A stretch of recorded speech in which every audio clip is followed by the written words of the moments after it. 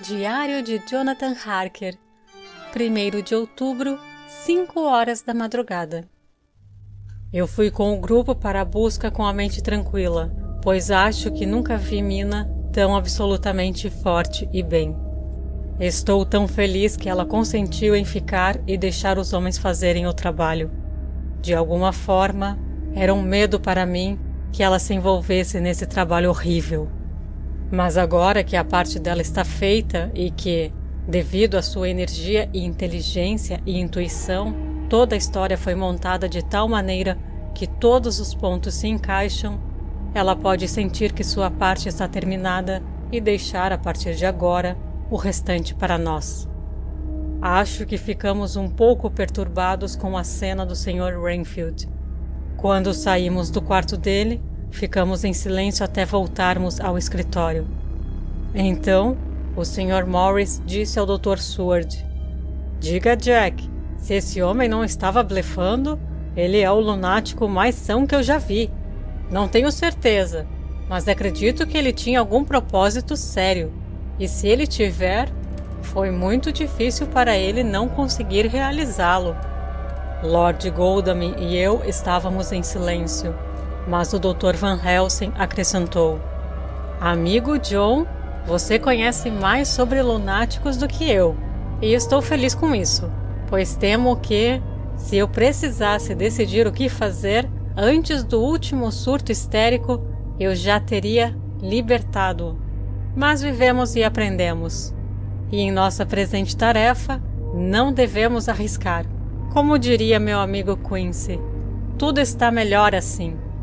O Dr. Seward parecia responder a ambos de uma maneira sonhadora. "Eu não sei, exceto que concordo com você. Se esse homem tivesse sido um lunático comum, eu teria arriscado e confiado nele. Mas ele parece tão confuso com o conde, com uma espécie de indicador, que tenho medo de fazer algo errado ajudando seus modismos. Não posso esquecer como ele pediu com fervor quase igual para obter um gato. E depois tentou arrancar minha garganta com os dentes. Além disso, ele chamou o conde de senhor e mestre, e ele pode querer sair para ajudá-lo de alguma maneira diabólica. Essa coisa horrível tem os lobos e os ratos, e sua própria espécie para ajudá-lo. Então suponho que ele não está além de tentar usar um lunático respeitável. Ele certamente pareceu sincero, no entanto. Só espero que tenhamos feito o que é melhor.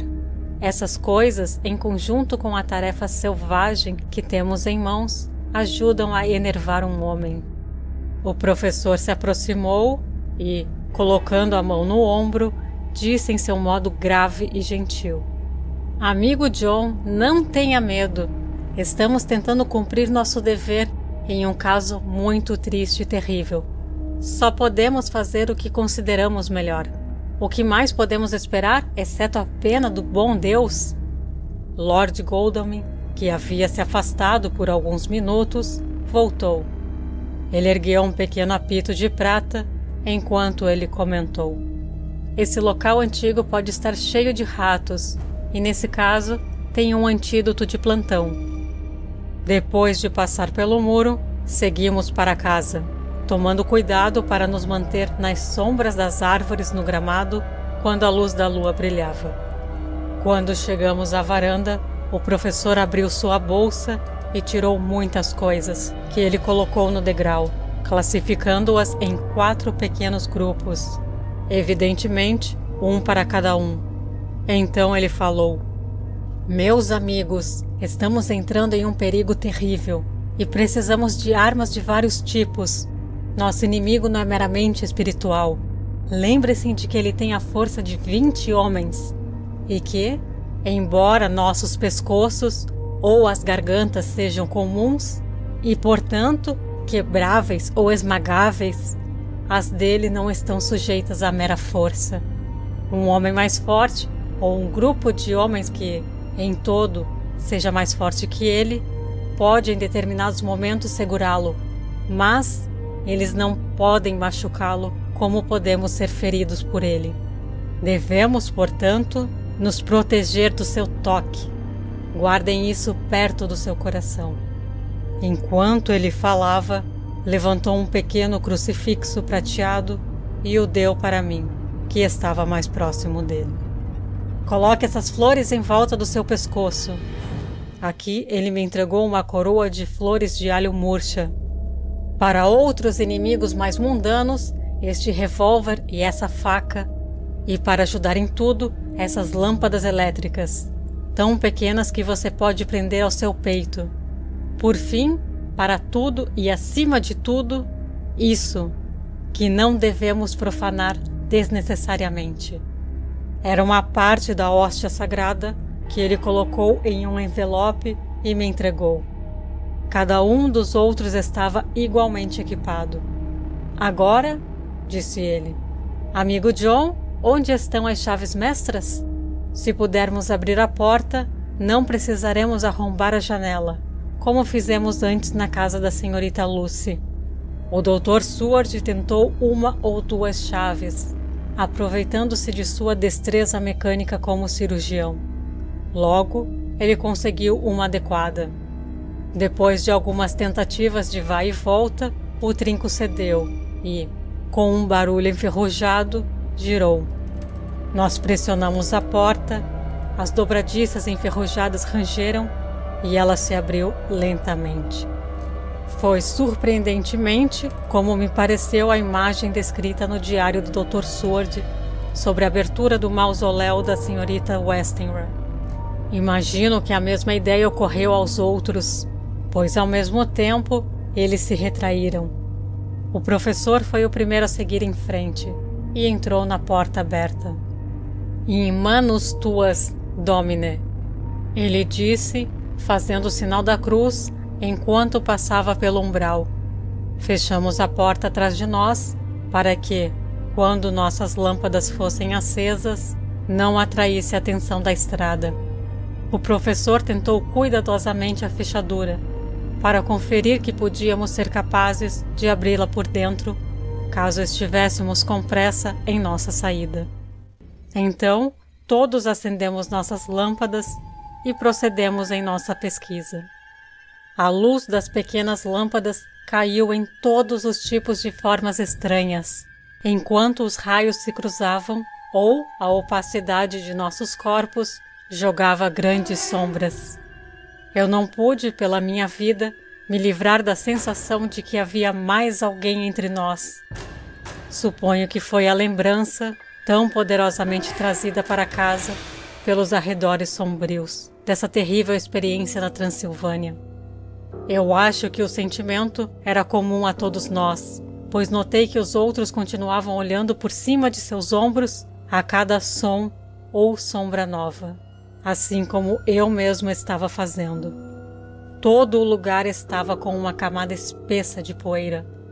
O chão estava aparentemente a centímetros de profundidade, exceto onde havia passos recentes, nos quais, ao segurar minha lâmpada, eu podia ver as marcas de botas onde a poeira estava rachada. As paredes estavam fofas e pesadas de poeira, e nos cantos haviam massas de teias de aranha, onde a poeira se reunia até parecer trapos velhos esfarrapados, pois o peso os rasgara parcialmente. Em uma mesa no salão havia um grande molho de chaves, com uma etiqueta amarrada em cada uma. Elas haviam sido usadas várias vezes, pois na mesa havia inúmeras marcas no manto de poeira, semelhantes às que apareceram quando o professor as levantou. Ele se virou para mim e disse: "Você conhece este lugar, Jonathan. Você copiou mapas dele e sabe mais do que qualquer um de nós. Qual é o caminho para a capela?" Eu tive uma ideia de sua direção, embora, na minha visita anterior, eu não tenha conseguido entrar.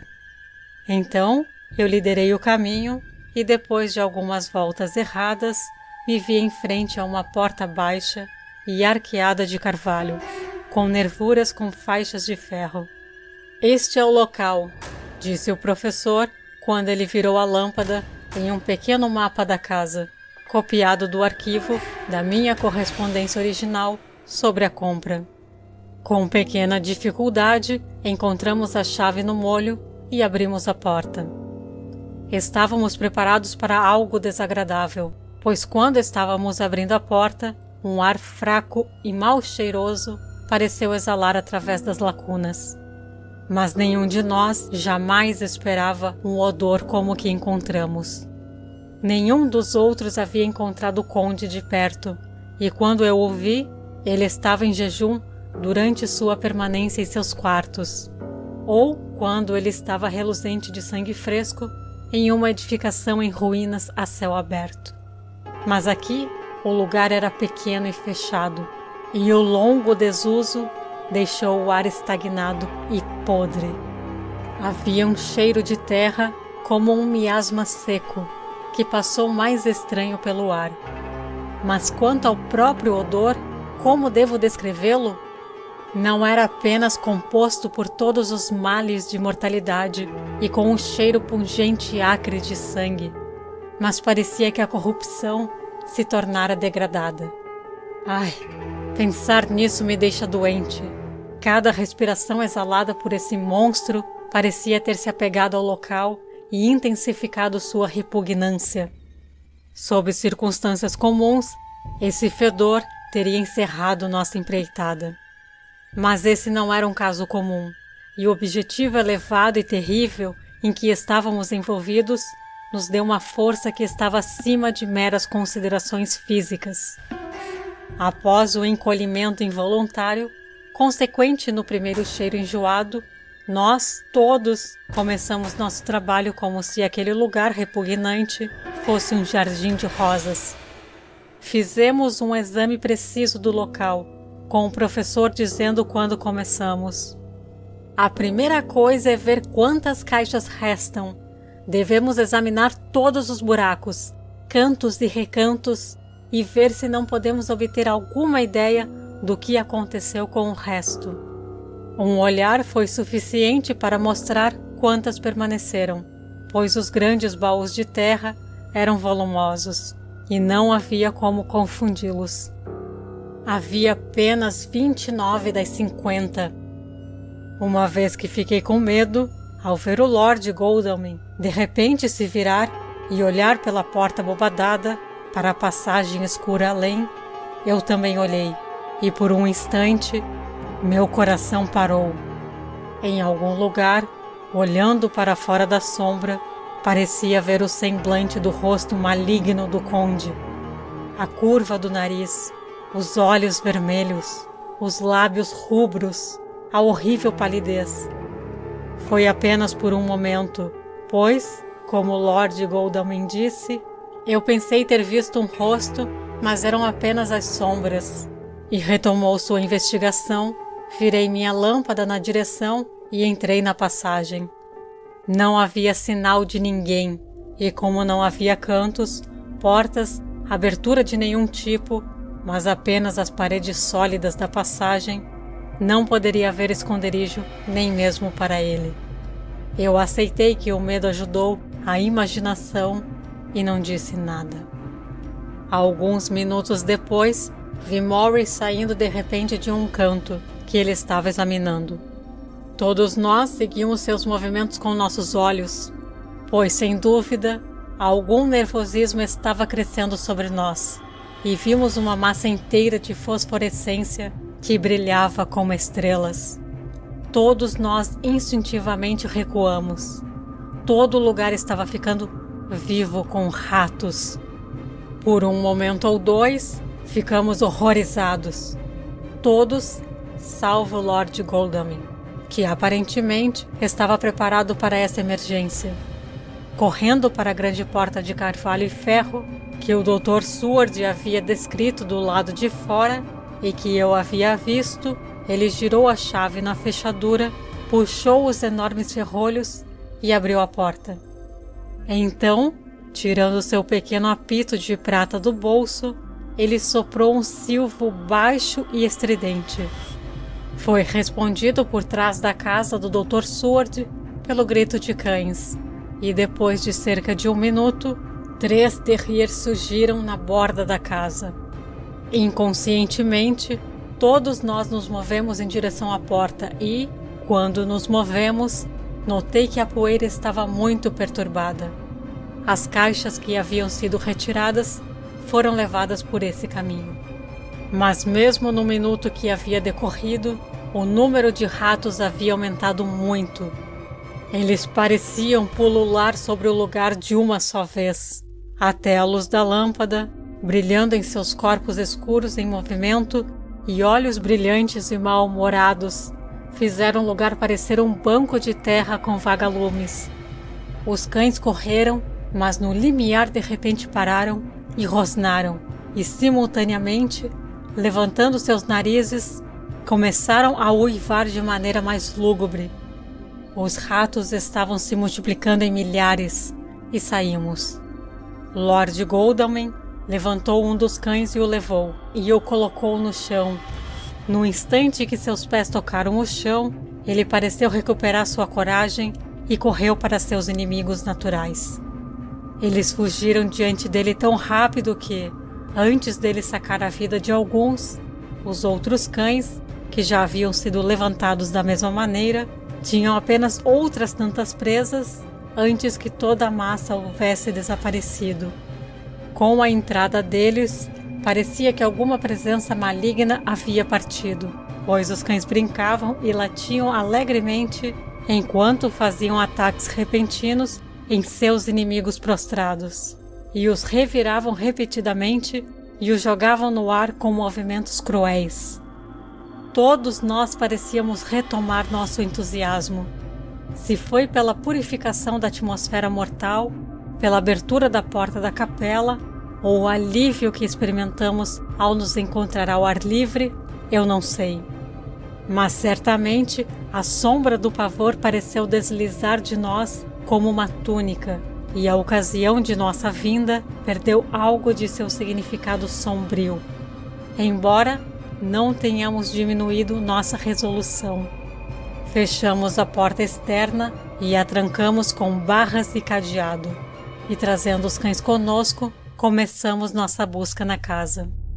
Não encontramos nada, exceto a poeira em proporções extraordinárias, e toda intocada, exceto por meus próprios passos quando fiz minha primeira visita.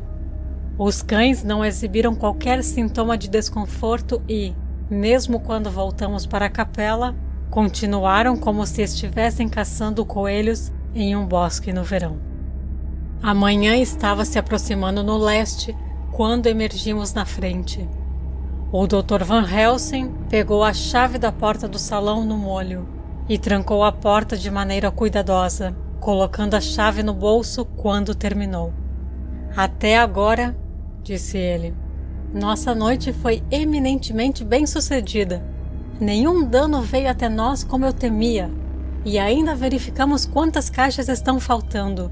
Mais do que tudo, eu me regozijei que isso, nosso primeiro e talvez nosso mais difícil e perigoso passo, foi realizado sem trazer nossa doce senhora Mina, nem incomodado seus pensamentos, acordada ou em sono, com visões, sons e cheiros de horror que ela nunca esqueceria.